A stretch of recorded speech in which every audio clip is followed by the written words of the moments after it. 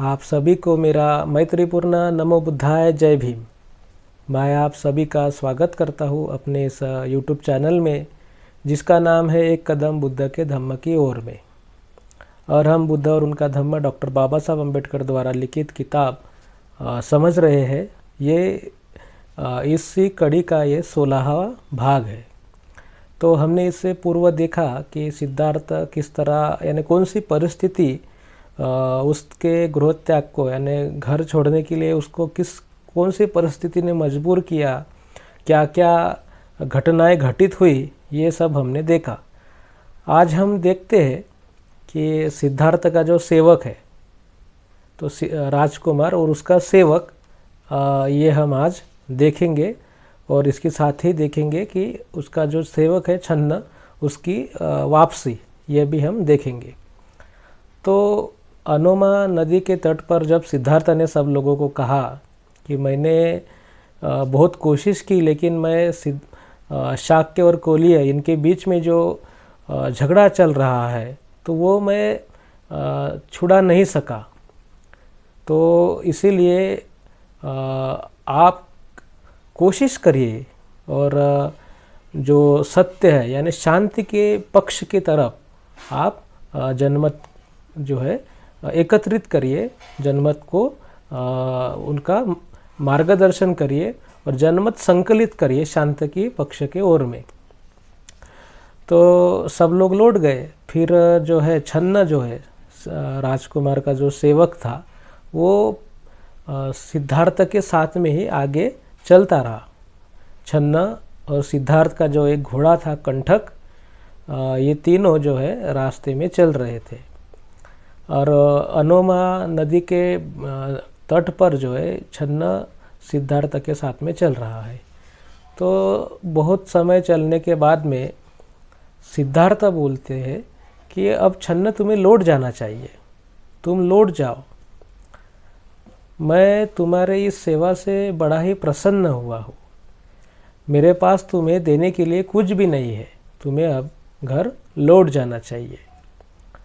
सिद्धार्थ उसकी प्रशंसा करते हुए कहते हैं कि कोई भी व्यक्ति जो है वो किसी के साथ में जो रहता है तो उसका कोई ना कोई निहित स्वार्थ जरूर होता है, लेकिन मेरे पास अब तुम्हारे देने के लिए कुछ भी नहीं है, फिर भी तुम इतनी सेवा के साथ मेरे साथ चल रहे हो। ये तुम्हारी जो श्रद्धा है सिद्धार्थ के प्रति यानी तो वो जो श्रद्धा है उससे मैं बड़ा ही प्रसन्न हुआ हूँ। ऐसे सिद्धार्थ उस छन्न का गौरव वहाँ पे कर रहे हैं। और जो यानी जो छन्न है उसको ये जो परिस्थिति है जो जिस परिस्थिति के कारण अभी सिद्धार्थ को घर छोड़ना पड़ रहा है वो उसको यानी उसके समझ से बाहर है। उसके लिए वो एकाएक घटी हुई घटना है। सभी लोगों के लिए ही वैसी एक वो घटना थी, क्योंकि सभी लोग क्या मानते थे कि सिद्धार्थ जो है अभी एक राजकुमार है तो आगे जाके वो राजा बनेगा। लेकिन ऐसी स्थिति में कुछ घटनाएं ऐसे एकाएक घटित हो गई कि अनहोनी जैसे सिद्धार्थ को गृह त्याग करने के लिए विवश होना पड़ा, बाध्य होना पड़ा। तो इसी कारणवश जो है उसको यानी छन्न को ऐसा लगता है कि मैं कुछ कोशिश करूँगा तो सिद्धार्थ अपना निर्णय वापस लेने के लिए कुछ यानी उनको मैं प्रेरित करूँगा, ऐसा उसको लगता है। तो वो बहुत से हर तरह से सिद्धार्थ को समझाने की कोशिश करता है और अनेकों बातें वो कहता है। जैसे वो कहता है कि आप अपने पिता को, माता को, अपने पत्नी को, अपने बच्चे को छोड़ के नहीं जा सकते।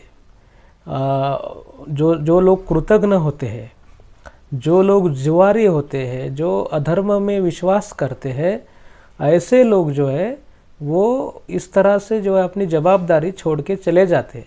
लेकिन मैं आशा करता हूँ कि आप बेजवाबदार लोगों की तरह नहीं है, आप करुणावान हैं, आप दयावान हैं, तो आप निश्चित ही जो है अपनी जवाबदारी को समझेंगे और अपने माता पिता, पत्नी और पुत्र के जो सेवा के लिए, उनके देखभाल के लिए आप फिर से घर वापस आएंगे।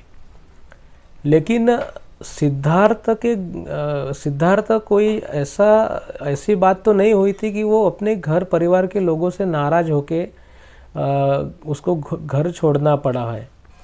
वो परिस्थिति ही अलग है जिसके कारण वह सिद्धार्थ को घर छोड़ना पड़ा है।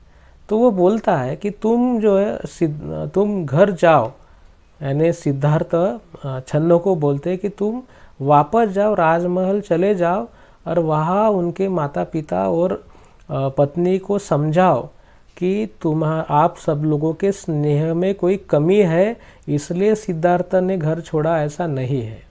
कुछ घटनाएं ऐसी हुई इसलिए उसको घर छोड़ना पड़ा, जो सब लोगों को विदित है। लेकिन तुमको ये भी समझाना चाहिए कि आप लोगों का स्नेह प्राप्त करने के लिए सिद्धार्थ एक योग्य व्यक्ति नहीं है। यानी सिद्धार्थ के बारे में सिद्धार्थ ही बोल रहा है कि मेरे ही बारे में तुम जाके मेरे खिलाफ वहाँ पे बातें करो, उससे क्या होगा कि एक नफरत जो है सिद्धार्थ के प्रति उनके परिवार के लोगों में निर्माण होगी और वो सिद्धार्थ को भूल जाएंगे। लेकिन ऐसा तो कुछ होगा नहीं। फिर भी छन्ना बहुत कोशिश करता रहा। वो बोला कि आप मुझे नहीं छोड़ के जाएंगे, क्योंकि मैंने आपकी बहुत सेवा की है और आपके चरणों के अलावा, आपके शरण के अलावा, आपके साथ में रहने के अलावा, आपकी सेवा करने के अलावा मेरे पास में कोई रास्ता नहीं है, कोई काम नहीं है और मेरी कोई जवाबदारी नहीं है। तो सिद्धार्थ अपने जवाब में बड़ी ही शालीनता से, शांतता से कहते हैं कि ऐसा कोई भी नहीं है जो किसी न किसी निहित स्वार्थ के वजह से ही एक दूसरे के साथ में लोग रहते हैं, एक दूसरे के साथ में समय उनका जो है व्यवहार होता है। पुत्र के बारे में कहते हैं कि सिद्धार्थ कहता है कि माता पिता पुत्र को इसलिए संभालते हैं क्योंकि उन्हें लगता है कि वो जो पुत्र है उनका भविष्य के लिए उसका जो साथी है, उसका परिवार का जो विस्तार है, उसके लिए वो ज़रूरी है। इसलिए वो अपने पुत्र के साथ में व्यवहार करता है। पुत्र अपने माता पिता की बात मानता है, उनके साथ में रहता है, उनकी देखभाल करता है, क्योंकि वो अपने भविष्य के प्रति चिंतित रहता है। उसको लगता है कि मेरे माता पिता के माध्यम से मेरे भविष्य में मुझे कुछ उनसे मदद मिलेगी, मुझे कुछ संपत्ति उनसे प्राप्त होगी। तो सभी लोग जो है संपत्ति, सत्ता, इसके लिए एक दूसरे के साथ में संबंध प्रस्तापित करते हैं, संबंधित रहते हैं। लेकिन कोई किसी का पुण्य का भागी, यानी पुण्य जो है उसका जो भागी बनने की जो आशा रहती है वो बहुत ही धूसर है। ऐसे बहुत ही कम उदाहरण रहते हैं कि कोई व्यक्ति किसी के पुण्य का भागी बनना चाहता हो। कोई भी एक चीज़ है, मैंने आपको पिछले भागों में भी बताया है कि सत्य कितना भी अपने को ऐसा लगता है कि सत्य हमारे परिवार को तोड़ने का काम कर रहा है, सत्य हमारे बीच में दुरावा बनाने का काम कर रहा है, लेकिन ऐसा कुछ नहीं रहता। वो सिर्फ हमारी आसक्ति ही रहती है जो हम सत्य के ऊपर ऐसा घिनौना आरोप लगाते हैं। सत्य कभी किसी के जो घर परिवार को तोड़ने की बात नहीं करता। सत्य जो है परिस्थिति को एक सूत्रता में लाने के लिए, सत्य जो है परिस्थिति को ऐसी स्थिति बनाने के लिए जिस स्थिति में हर कोई व्यक्ति सुरक्षित और हर कोई व्यक्ति जो है एक संरक्षित उसको लगे, मैं यहाँ पे सुरक्षित हो और मेरे जो सभी प्रकार के जो अधिकार है, मेरे सभी प्रकार का जो यानी उसके जीविता का अधिकार होगा, उसके रहन सहन का अधिकार होगा, उसके शिक्षा का अधिकार होगा, सभी उसके अधिकार हक जो है परिस्थिति में सुरक्षित है। ऐसी परिस्थिति निर्माण करने का कार्य सत्य करता है। तो इसीलिए सिद्धार्थ कहता है कि कोई भी व्यक्ति, यानी हम क्या करते हैं, हम एक दूसरे को ऐसे प्रेरित नहीं करते कि आप जो है सत्य के बारे में बताइए कि वो सत्य के ऊपर चलिए। तो पहले तो हमें ये जानना चाहिए कि कोई भी व्यक्ति जो संपत्ति के साथ में रहता है, संपत्ति के लिए ही उसको लगता है कि संपत्ति ही सब कुछ है, तो उस सभी को जो है सिद्धार्थ का ये जो गृह त्याग है ये बड़ा ही अचंभित करने वाला लगता है। पहले तो लगता है कि अच्छा है, एक प्रतिस्पर्धी कम हो गया। मान लीजिए कि हमारे पास में कुछ संपत्ति है, उसमें 10, 15, 20 कुछ भी यानी ये होंगे, वारिस होंगे उसके वाले, तो उसके वारिस जो है वो एक एक करके अगर मरते जाए, छोड़ते जाए, तो जो बचने वाला व्यक्ति उसे बहुत ही अच्छा लगता है कि भाई मुझे सब कुछ मिल जाएगा। उसी तरह से जो युद्ध करने के बाजू में लोग थे, जो सिद्धार्थ के परिवार के भी लोग होंगे, उनको लगता है कि अभी हम राजा बनेंगे, सिद्धार्थ तो घर छोड़ के जा रहा है। तो इन सभी लोगों को एक टाइम ऐसा लगता है, एक समय ऐसा लगता है कि सिद्धार्थ अच्छा हो गया, जा रहा है। लेकिन ऐसे भी कुछ लोग रहते हैं कि जो परिस्थिति से सीखते रहते हैं, तो उनको ऐसा लगता है कि अरे ये क्या उलट हो रहा है। यानी सिद्धार्थ ने क्या करना चाहिए था, यहाँ पे संपत्ति को चिकट के रहना चाहिए था, संपत्ति को जो है चिपक के रहना चाहिए था, उसको छोड़ना नहीं चाहिए था। लेकिन सिद्धार्थ जो है सत्य पे खड़ा रहा, सत्य की बाजू में लड़ता रहा, और वो ये सब छोड़ के जा रहा है। तो इसीलिए जो छन्न को भी और सभी लोगों को सिद्धार्थ का जो गृह त्याग है वो बहुत ही एक अनभिन्न और दुखदायक घटना मालूम हो रही है। कोई लोग हैं जिनको एक अच्छा राजा नहीं मिलेगा, इसलिए कुछ लोग दुखी है। कुछ युवतियाँ जो है यानी सिद्धार्थ के साथ में भोग विलास का ख्वाब देखती थी, वो सिद्धार्थ अब नहीं रहेगा इसलिए दुखी है। माता पिता को एक अच्छा पुत्र नहीं मिल पाएगा इसलिए वो लोग दुखी है। इस तरह से सब लोग दुखी है। तो सिद्धार्थ बोलते हैं कि पुण्य के साथ में कोई नहीं रहता, सब उसके जो उसका जो एक आधे व्यक्ति का जो प्राप्ति होती है, संपत्ति होती है, उसके साथ में सब लोग जुड़ने की कोशिश करते हैं। तो ये बात सिद्धार्थ छन्न को समझाते हैं। छन्न को आगे ये भी समझाते हैं कि वियोग है, वियोग यानी एक दूसरे का साथ छूटना, तो ये एक आवश्यक घटना है। और वो सभी हम जो इस पृथ्वी के जो निवासी है, तो ये हम सभी के जीवन में घटने वाली घटना है, एक वियोग। सिद्धार्थ कहते हैं कि कोई भी व्यक्ति किसी के साथ में यहाँ पे जब वियोग अपना संयोग होता है, मिलन होता है, तो मिलन के बाद में वियोग जो है वो एक आवश्यक घटना है, अनिवार्य रूप से घटित होने वाली घटना है, जन्म के बाद में जैसा मरण। तो मैंने ये जो निर्णय लिया है गृह त्याग का, तो उसके बाद में अगर मैं अपने इस निर्णय को बदल दूं और मैं अपने परिवार के साथ में जाके रहूं, तो ऐसा कोई आश्वासन दे सकता है क्या कि वियोग अपने परिवार से मेरा वियोग होगा ही नहीं। वियोग अगर अटल है तो उससे क्यों डरना। अगर ये कुछ कारणवश, अच्छे कारणवश कुछ हो रहा है, तो उसका जो शोक करने की क्या वजह है, क्या कारण है, ऐसा सिद्धार्थ छन्न को समझाते हैं।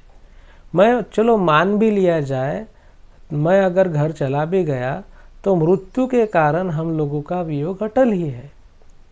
जिस व्यक्ति ने, सिद्धार्थ की जो माँ है महामाया, तो महामाया का मृत्यु तो सिद्धार्थ जब बचपन में ही उनके माता का मृत्यु हो गया था।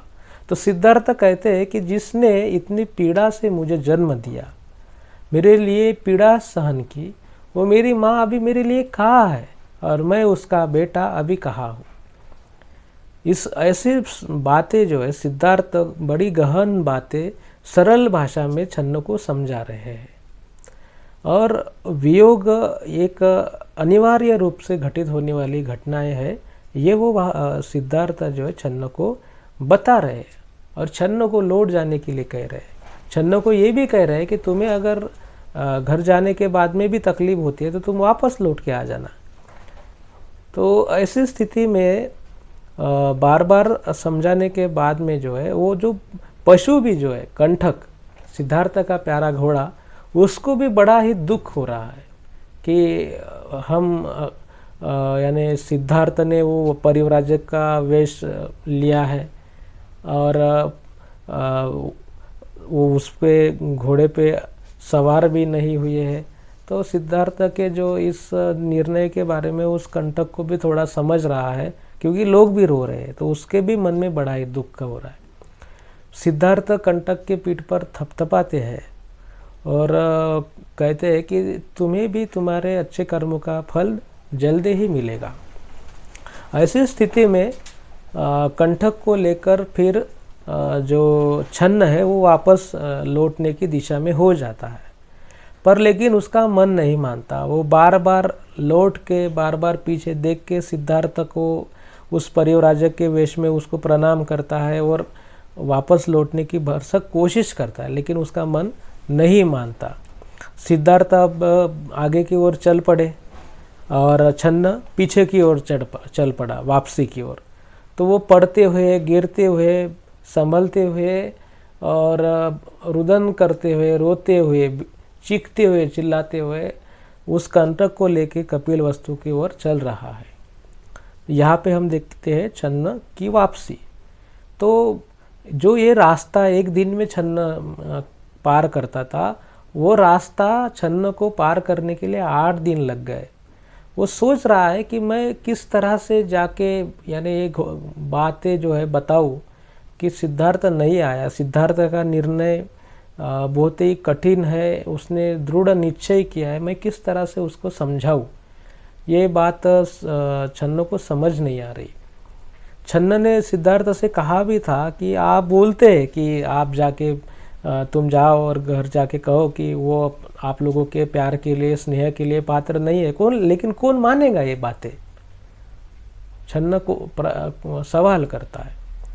और इस तरह से छन्न को देखते हैं लोग। जब वो छन्न आ रहा है, उसके साथ में सिद्धार्थ नहीं है, कंठक भी अकेला ही है, उसके ऊपर सिद्धार्थ विराजमान नहीं है, तो वो जो बड़े आशा के साथ में लोग आशा लेके थे कि सिद्धार्थ छन्न के साथ में वापस आएगा, लेकिन छन्न के साथ में सिद्धार्थ को नहीं देखते, तो वो बड़े और दुख में वहाँ पे ग्रसित हो जाते। छन्न को भी वो जो नगर है वो सिद्धार्थ के बिना एक मरुस्थल जैसा, एक आत्मा के विहीन जैसा, एक कालिक यानी अंधेरे के समान वो नगर, शहर प्रतीत होता है। तो इस तरह से ये जो हमने आज देखा कि किस तरह से छन्न ने कोशिश की सिद्धार्थ को वापस लाने की, और छन्न किस तरह से वापस लौटा, इस स्थिति को हमने यहाँ पे स्पष्ट करने की कोशिश की है।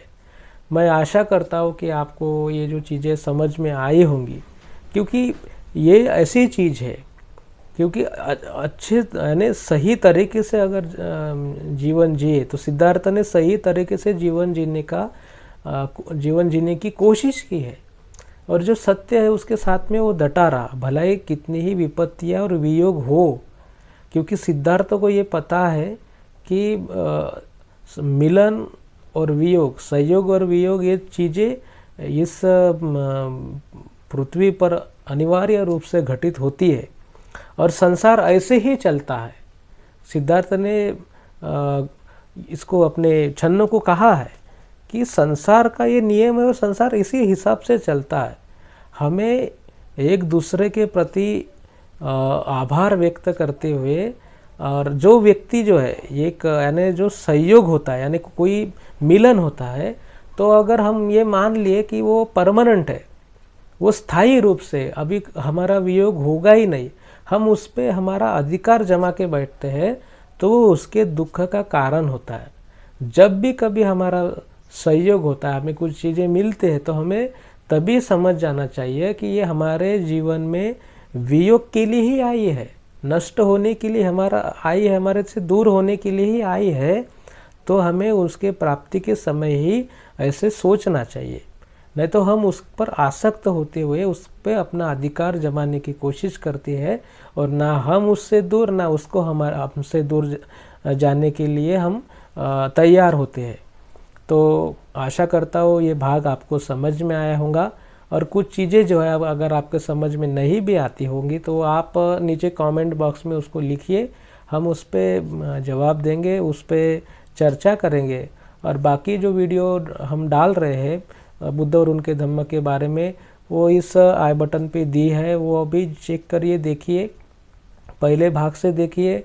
और आप चैनल को सब्सक्राइब करिए ताकि जो वीडियोस है उसका नोटिफिकेशन आपको मिले। बेल आइकन को दबाइए नोटिफिकेशन प्राप्त होने के लिए। और वीडियोस को लाइक करिए, शेयर करिए, व्हाट्सएप ग्रुप में शेयर करिए, दोस्तों को शेयर करिए, अपने परिवार के लोगों को शेयर करिए। और बुद्ध और उनका धम्म, ये जो मानव मुक्ति का, यानी मानव को मानव बनाने का जो एक मार्ग है, उसको जो प्रशस्त है, उसका जो प्रसार और प्रचार करने के लिए सहयोग प्रदान करे। इसी आशा के साथ में मैं आप सब लोगों के प्रति मंगल कामनाएं व्यक्त करता हूँ और अपने वाणी को देता हूँ विराम। नमो बुद्धाय। जय भीम।